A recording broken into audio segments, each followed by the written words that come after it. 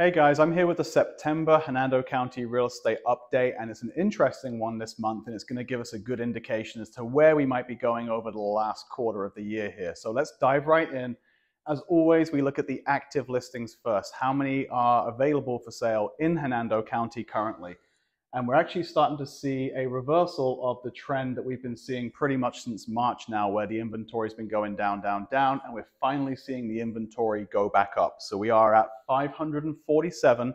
As you guys know, I always pull those numbers manually. The manual number I pulled is 563, as this was at the start of the month, up from 507. So we've seen about a 10% boost in the inventory rate, and I'll talk more about that in a second.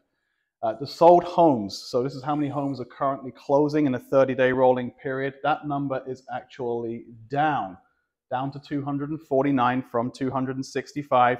So down about 8% month on month, but it's actually down 18% from March, which was the high point of the year. So we're seeing that number still trend downwards again. When we have rising inventory and dropping demand, that normally means a reduction in the prices. However, contrary to what I just told you, we have seen the average price point go up to 339K. Now be aware that these roll on about a 60-day delay.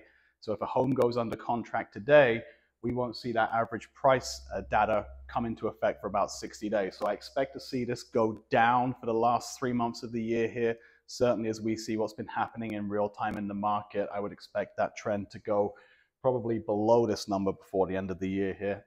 Days on market is actually down. Homes are selling slightly quicker, 34 days on average. Although again, we're seeing a big split in the market between homes sub 350 and over 350. And then what's the list to sell price ratio? Again, we've started to see this number go back down, meaning that there's a little bit more wiggle room in the pricing, and homes are not selling quite as close to their list price as they were in the previous months. Again, for a reference point, a healthy market would be about 97% here. So let's take a look at a 30,000-foot view of the market. The interest rates are as high as they've been in a long, long time. The mortgage applications are at about a 23-year low, and we're seeing buyer demand drop off. So it looks like we might see a bumpy last quarter, and we're likely to see home price reductions in Hernando County. The homes sold this year will be at their lowest number since 2009.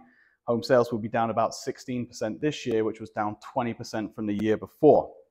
The only thing that's holding up the bottom of the market is this low inventory number.